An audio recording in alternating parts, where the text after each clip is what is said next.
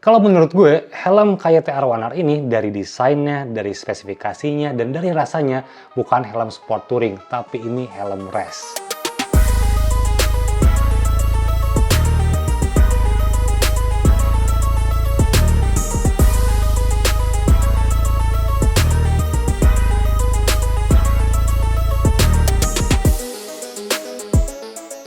Assalamualaikum, halo semuanya, selamat datang kembali di channel Acuan Hobi bareng gue Reza Andi. Yes, akhirnya kita bakal ngebahas KYT R1R atau KYT R1R. Ini helm yang baru dirilis di tahun 2026 ini dan ini fresh. Dan udah gue pakai touring juga ke Jogja dan Dieng, jadi reviewnya bakal lebih lengkap lagi untuk KYT R1R ini, oke? Dan sekarang kita langsung ngebahas aja mulai dari si desainnya dulu. Dan satu lagi sebelum kita ngebahas soal helm ini, gue mau mengucapkan terima kasih buat Bandung Helmet Gallery karena akhirnya gue bisa dapat size S-nya buat KYT R1R ini. Cakep sih, ini size-nya sesuai dengan lingkar kepala gue. Sekarang kita lanjutin bahas soal si helmnya. Dari segi desainnya, untuk KYT R1R ini udah jelas dia ngeliatin aerodinamika yang cukup baik menurut gue. Dan desainnya ini helm cakep banget untuk desainnya. Dan ngomongin soal secara keseluruhan, sebenarnya dia itu penerus dari KYT NX Race dan juga NZ Race gitu. Dan dia tepat satu level di bawah KX1 Race yang tertinggi dari helmnya KYT gitu. Dan kita ngeliat desainnya, aerodinamikanya terlihat cukup baik dari depan sampai ke belakang. Lekukannya juga dia agresif, sporty untuk lekukannya. Dan di area belakang juga ada spoiler di sini dengan sedikit tambahan extendednya dan cukup minimalis, cukup proporsinya cukup pas dengan secara keseluruhan desain dari si helm KYT R1R ini gitu. Dan untuk helm ini juga udah melalui pengetesan di terowongan udara untuk memaksimalkan posisi-posisi tertentu soal hambatan udara dari mulai straight position, dari mulai cornering position sampai ke braking position. Jadi ini helmnya udah kerasa banget buat balapnya dari situ pun ya udah kelihatan. Dan kita ngomongin soal ventilasinya, di depan di sini ini ada mount fan atau chin fan di sini ya, di bagian chin mountnya. Ini ada ventilasi intake masuk, di sliding dan di bagian foreheadnya atau jidat juga di sini ada ventilasi juga. Mekanismenya di sliding juga satu step di sini. Dan untuk bagian atas ada top air intake kiri kanan. Untuk intake udara masuk juga, di sliding juga untuk ventilasinya. Dan di area belakang di balik spoiler di sini ada lubang untuk ngebuang hawa panasnya gitu. Dan untuk secara fungsinya, karena gue udah pakai ke Jogja kemarin dan ke Dieng juga, pada saat posisi tegak kita straight position gitu ya, kita upright position lagi motor tegak, ini ventilasinya nggak terlalu berasa, ada sih masuk, tetap ada masuk, cuman nggak terlalu masif. Kalau misalnya dari mount fan sih udah pasti masuk, aman-aman aja untuk mount fan-nya. Tapi untuk dari jidat dan juga bagian top air-nya ini nggak terlalu optimal. Tapi waktu sedikit menduk seperti ini, segini aja nih. Ini mulai kerasa banget, mulai di si forehead ventilation-nya. Kerasa banget lebih masif lagi untuk sirkulasi udaranya dari helm KYT R1R itu. Ini. Itu untuk si ventilasinya. Dan untuk bentuknya pun gue suka bentukan dari si top air ventilation-nya di sini terlihat cukup tegas tapi tetap dinamis untuk bentuk dari si top air ventilation-nya. Dan untuk forehead-nya dia tipikal yang cukup lebar bentukannya, jadi ngasih aksen yang lebih dinamis juga untuk si helm R1R ini. Itu untuk bagian ventilasinya. Lalu sekarang kita ngebahas si visor-nya. Ini visor-nya punya vision yang sangat luas banget. Untuk horizontal view-nya dia sampai ke 210 derajat untuk horizontal view-nya. Dan untuk vertical view-nya, untuk tingginya ini sampai ke 90 derajat. Nah, waktu gua pakai di jalan, ini pun emang beneran sangat luas banget untuk visibilitasnya. Gua tidak terganggu oleh apapun, baik untuk posisi tuck-in, posisi tegak, atau posisi lagi cornering. Ini semuanya aman banget untuk visibilitas dari si visor KYT R1R ini. Untuk visornya sendiri dia berbahan polikarbonat dan sudah punya grade di optical class 1, jadi ini oke juga. Dan untuk fitur lainnya sudah ada top TOP atau tear off post di sini untuk memasang tear off. Di bagian visor di sini ada tear off post dan di bagian dalamnya bisa memasang pin lock atau anti fog, tapi dia udah kompatibel menggunakan pin lock Max Vision 70 dan sudah termasuk di paket pembeliannya waktu gua beli si helm ini gitu. Dan untuk fitur lainnya gue suka banget untuk mekanisme pengunciannya ini sama juga dengan yang kayak TKX1 Race. Dia sudah metal alloy dan ini beneran nguncinya solid banget dan ngebuka pasangnya atau ngelepasnya ini sangat mudah banget untuk mekanisme pengunciannya. Untuk racketnya juga terbilang ini smooth banget karena dia punya rotational translation system atau roto RTS disebutnya untuk mekanisme si racketnya, dan quick release juga ini jadi smooth tapi mengunci bagian paling bawahnya sangat solid banget sih. Jadi ini kalau misalnya untuk sistem keamanan, jadi waktu crash, amit-amitnya crash, ini visornya nggak akan kelepas gitu. Dan ya bukan nggak akan sih, tapi kemungkinan besar untuk terlepasnya sangat minim dengan mekanisme si racketnya dan juga si lock visornya. Itu untuk di bagian visor. Oke, sekarang kita ngomongin soal materialnya. Udah terlihat jelas ya dari segi luarnya, dari skinnya ini berbahan karbon untuk karbon skinnya, dan untuk material utama untuk outer shellnya dia tricomposite. Dia itu gabungan antara fiber karbon, carbon fiber, aramid fibers, dan juga fiberglass gitu. Jadi dia punya helm yang sangat ringan, tapi juga sangat kuat buat meredam impact. Dan untuk IPS-nya, dia punya variable density, dia punya density yang berlapis-lapis biar bisa secara gradual menyerap impact ketika helm ini terkena benturan gitu. Jadi IPS-nya jaga udah yang paling oke sih karena menggunakan variable density untuk IPS-nya. Dan untuk cell size-nya dia punya 3 cell size, 3 outer cell size dan juga 3 IPS size. Yang gue pegang di sini ini size S kan ya. Jadi dia punya sel paling terkecil. Jadi sel paling terkecil itu dipakai untuk ukuran helm XS dan S. Sedangkan untuk yang sel keduanya, untuk sel yang size mediumnya, untuk helm size M dan juga L. Dan sel yang paling besar atau yang large-nya, dia untuk ukuran helm size XL dan juga double XL. Jadi dia punya 3 ukuran cell size. Nah, waktu gue pakai di tokonya BHG kemarin, gue sempat nyobain yang M dan juga sempat nyobain yang S karena emang kerasa banget perbedaannya antara yang M dan juga yang S untuk ukuran shell-nya. Lalu ngomongin soal sertifikasinya ini sudah tertinggi untuk di Eropa karena sudah menggunakan ECE 2206. Belum FVM karena untuk FVM itu dipegangnya sama yang KX1 Race, tapi dengan ECE 2206 dan juga dia sudah SRI dan tentunya pasti kode itu udah pasti masuk sih ya, cuman dia ECE 2206. Ini helm dengan spesifikasinya udah bisa banget dipakai untuk track day ataupun balap tergantung dengan regulasi dari si pihak penyelenggaranya ya. Cuman dari spesifikasinya ini udah bisa banget dipakai untuk race kan. Ini helmnya kayaknya emang buat race sih untuk helm kayak TR1R ini. Dan sekarang kita lihat fitur keamanan lainnya dari si helm ini. Helm ini sudah dilengkapi dengan EQRS atau Emergency Quick Release System di sini. Jadi kalau misalnya crash, penggunanya jangan dilepas langsung helmnya, tapi lepas dulu bagian cheek padnya. Karena ada EQRS di sini, tinggal ditarik aja untuk si cheek padnya. Sistem pengunciannya di sini menggunakan steel double daring, chromatic lagi. Steel double daring udah pasti untuk tipikal helm seperti ini dengan tingkat keamanan tinggi menggunakan double daring kan ini yang paling safe untuk bagian chin strap di sini ya. Nah, sekarang kita ngelihat bagian interiornya. Untuk di bagian interior ini tipikal KYT yang high end, dia menggunakan tekstilnya tuh dia hydrocool yang bisa menyerap dan juga melepas panas secara cepat. Jadi nanti diharapkan si penggunanya tetap ngerasa adem waktu pakai si helm ini untuk bagian tekstilnya. Begitu juga dengan untuk bagian padding-paddingnya gitu ya. Dia cepat untuk si ngelepas panas. Aksennya dia tetap berwarna gelap dengan aksen warna merah di sini. Jahitan juga warna merah. Aksennya khas brandnya KYT. Dan untuk bagian yang warna merahnya di sini dia punya patternnya tuh hexagon dan ke dalamnya dia bisa dilihat detailnya oke sih untuk KYT R1R ini. Gue sempat nyobain yang size M. Perbedaannya dengan yang size S ini, untuk yang size M itu busanya dia jauh lebih tebal dibandingkan yang size S ini. Untuk size S busanya terbilang cukup tipis karena IPS-nya pun cukup kecil ya. Jadi dia kalau misalnya pakai padding yang lebih tebal lagi, nggak akan muat di kepala gue gitu ya. Jadi karena IPS-nya sangat kecil untuk size S itu, jadi dia pakai paddingnya pun yang tipis untuk di ukuran S di sini gitu. Ntar gue jelasin soal fitment di bagian setelah ini ya. Nah, sekarang kita coba lepas untuk si padding-paddingnya.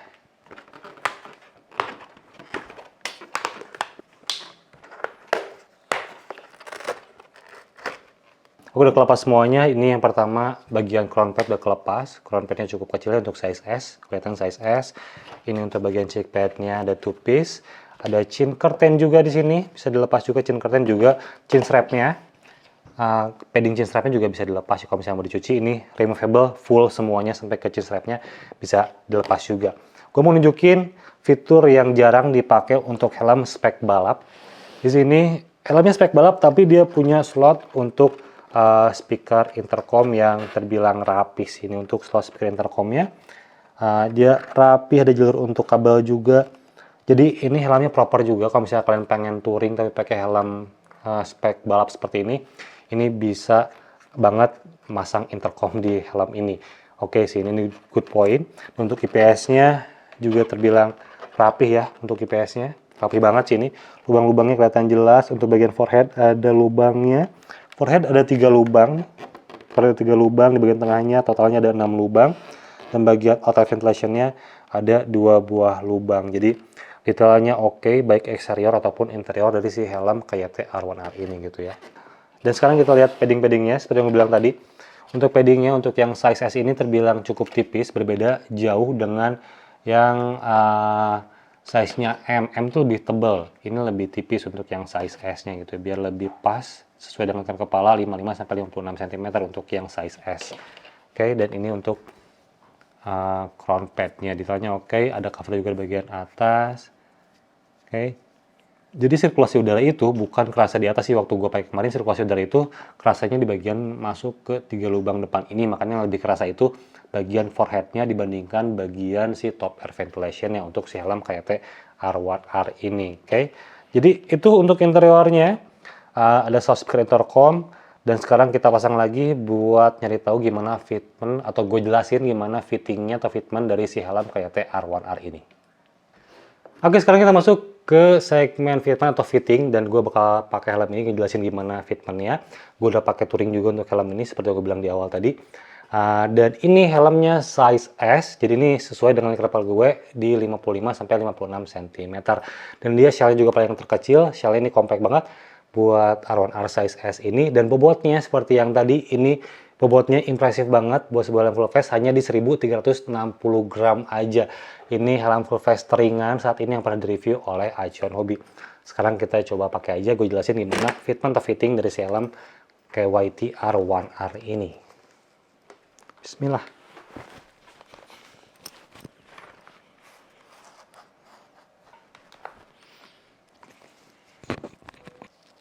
Oke, yang pertama kita ngomongin soal dimensi shell-nya dulu. Ini shell-nya bisa kalian lihat ya di kamera yang sebelah sini nih. Ini kelihatan kecil banget untuk si shell-nya. Hidung gue mepet ke bagian chin guard-nya juga ke sini. Mepet ya, dan visibilitasnya luas banget untuk helm ini. Jadi kelihatan banget nih. Shell-nya emang compact banget untuk shell terkecilnya, beda.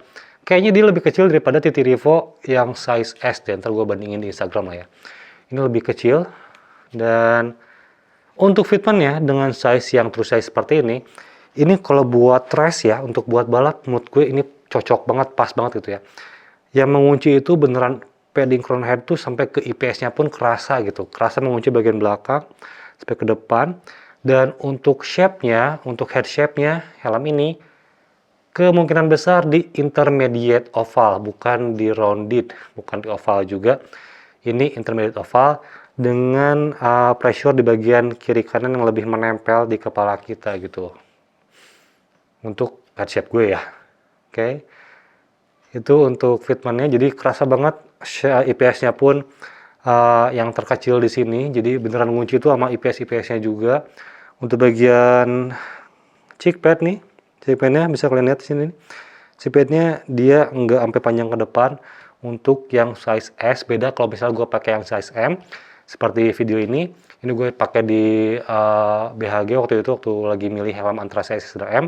Untuk M itu dia lebih maju ke depan, dan chin guard-nya pun dia lebih panjang lagi karena emang shell-nya dia lebih besar dibandingkan yang size S ini gitu. Dan akhirnya untuk beberapa pertimbangan gue ngambil yang size S untuk lebih sesuai. Gila, oke banget sih. Kuncian cheek pad-nya pun rest fit juga. Untuk space telinga emang terlalu luas untuk di helm ini. Cuman dia ada slot untuk speaker intercom, jadi kalau misalnya ada speaker seharusnya aman. Tapi di yang size M itu lebih luas lagi. Jadi ya ntar gue kasih conclusion deh, mau antara S atau M ya, sesuai dengan kebutuhan kalian. Tapi untuk helm race, udah pasti menurut gue harus pilih yang true size di helm ini. Nggak usah dinaikin size-nya, nggak usah diapa-apain lagi. Kalau untuk helm race, pakai yang sesuai dengan lingkar kepala kalian. Ini oke banget gitu. Untuk visibilitasnya, dia juga luas banget. Kita kunci. Visibilitasnya gue tidak ada yang menghalangi sama sekali. Untuk visornya bagian kalau bisa kita tuck in pun ini masih kelihatan jelas, kiri kanan pun kelihatan jelas. Jadi emang visibilitasnya dari si helm ini sangat luas gitu. Oke, dan ini juga karena helm race ya gitu. Jadi waktu kita lagi speeding, gue pakai kemarin speeding nggak speeding banget sih, di sekitar 6, mulai dari 70 km per jam itu mulai kerasa noise-nya di posisi sedikit menunduk, bukan dari area atas tapi masuk dari area celah antara cheek pad di sini gitu. Kalau misalnya untuk balap nggak akan masalah, karena waktu balap itu kita pakai earplug dan suara mesinnya pun udah pasti berisik banget, suara mesin motornya. Jadi itu bukan masalah, tapi untuk buat touring emang dia kerasa masuk dari noise-nya kerasa masuk dari bagian antara celah cheek pad di sini langsung kedengeran ke samping telinga gitu ya. Itu di speednya sampai 80 km per jam udah mulai kerasa si noise-nya gitu. Tapi untuk bagian atas ini semuanya aman, senyap untuk bagian atasnya, tidak ada turbulensi suara di bagian ventilasinya. Jadi itu oke sih gitu. Untuk meraih semua ventilasi menggunakan glove kemarin semuanya sangat mudah karena menonjol juga untuk ventilasinya, baik top air, forehead maupun si mouth fan-nya juga gitu. Jadi semuanya aman gitu. Oke, coba kalian perhatiin dulu si desainnya. Di bagian samping. Oke. Ini bagian samping kirinya, di bagian belakang. Jujur cakep sih. Untuk si desainnya simple, elegan, racing look, cakep untuk desain dari si KYT R1R ini. Oke, sekarang gue jelasin soal memilih sizing ya, mendingan true size atau naik size, itu sesuai dengan kebutuhan kalian. Bentar, gue buka dulu helm biar leluasa. Oke, untuk memilih sizing yang tepat, kalau menurut gue pertama sesuai dengan kebutuhan dulu. Kalau misalnya untuk race, kalian suka tipikal fitment yang ngunci banget, yang race banget gitu ya, mending pakainya true size seperti ini, baik itu di size M, S, ataupun shell yang L. Itu sesuai dengan kepala kalian. Kalau misalkan suka yang snug fit banget, yang race banget, bisa pilih situ. Tapi untuk kebutuhan touring atau berkendara dengan jangka waktu yang lebih lama, menurut gue sih untuk di yang size S ya, mendingan naik ke M. Buat yang kepala 56, mendingan naik ke M, karena emang untuk yang M itu sangat leluasa banget, paddingnya lebih soft lagi, ruang telinga pun lebih luas lagi, dan tidak ada pressure point nantinya gitu. Kalau misalnya pakai helm race seperti ini yang gue alamin kemarin, itu setelah 1 jam itu mulai ada pressure point gitu ya, karena emang dia IPS-nya cukup kecil kan, jadi setelah 1 jam dia makin turun tertarik gravitasi, gue ngerasa ada pressure di bagian kiri kanannya gitu. Itu yang gue rasain kalau misalnya pakai yang true size. Tapi kalau misalnya gue pakai yang size-nya lebih besar, itu sangat leluasa banget, tapi enggak longgar juga gitu, tetap merasa nyaman lah gitu. Buat touring mendingan naik 1 size. Itu berlaku buat teman-teman yang punya kepala di 58. Kalau misalnya size M-nya ngerasa lebih size M ngerasa pas banget, mending bisa naik ke L. Untungnya di yang size M dan L dia tuh punya shell-nya ukurannya sama gitu. Jadi nggak akan kerasa signifikan jauh untuk fittingnya pasti kerasa mirip-mirip, cuman paddingnya lebih menipis untuk yang di size L gitu. Jadi ya itu saran dari gue, kalau misalnya buat touring mending 1 size lebih naik, cuman prefer kalian fitting dulu aja toko helm untuk helm ini. Ya buat yang size XL sih pasti aman banget, cari aja yang XL langsung gitu ya. Kalau kepalanya besar sekitar 62, pakai XL aja langsung 60 atau 62. Tapi buat yang kepala 56 kayak gue, buat naik size-nya dipertimbangkan kalau misalnya untuk dipakai touring gitu, naik aja ke M gitu biar lebih leluasa gitu. Untuk race tetap pakainya di size S. Itu impresi pemakaian dari gue soal KYT R1R ini setelah dipakai kemarin 10 jam non-stop gue pakai si helm ini. Oke, untuk KYT R1R ini harganya dibanderol start dari 5,5 juta rupiah untuk yang solid karbon. Untuk yang grafis karbon itu di 5,7 juta, sekitar 5,5 sampai 5,7 lah ya untuk harganya. Dan di harga segitu tuh terbilang cukup terjangkau dibandingkan dengan kompetitor lainnya yang menggunakan material karbon juga. Jadi buat helm karbon dan tri-composite full face spek buat balap 5.500.000 itu harga yang cukup menarik di pasaran saat ini sih kalau menurut gue. Speknya oke, metal alloy untuk serloknya, semuanya fiturnya lengkap banget. Untuk helm ini sertifikasi juga dia yang tertinggi. Jadi mungkin bisa dipertimbangkan buat teman-teman yang pengen punya helm untuk race, tapi bisa dipakai touring juga dan harganya cukup kompetitif ya. Ini jawabannya si KYT R1R gitu ya. Dan ya sekian review dari gue untuk KYT R1R ini, mudah-mudahan bisa bermanfaat, bisa memberikan pencerahan buat teman-teman yang lagi cari helm full face dengan spek-spek yang tertinggi. Dia masuk kategori premium untuk KYT R1R ini. Terima kasih sudah menyaksikan sampai akhir, mudah-mudahan bisa memberikan inspirasi buat teman-teman semua, dan terima kasih juga untuk supportnya kepada Acuan Hobi. Jika berkenan boleh juga di follow Instagram Acuan Hobi di @acuanhobi, ada TikToknya juga di @acuanhobi. Bisa di list snapnya Acuan Hobi, ada soal touring, soal motor, soal riding, lebih short lagi, lebih pendek lagi infonya untuk di Instagram juga TikToknya Acuan Hobi. Jadi silahkan di follow jika berkenan. Dan ya, sekian video dari gue. Terima kasih sudah menyaksikan sampai akhir. Sampai jumpa di video berikutnya. Gue Reza Andi dari Acuan Hobi. Wassalamualaikum warahmatullahi wabarakatuh.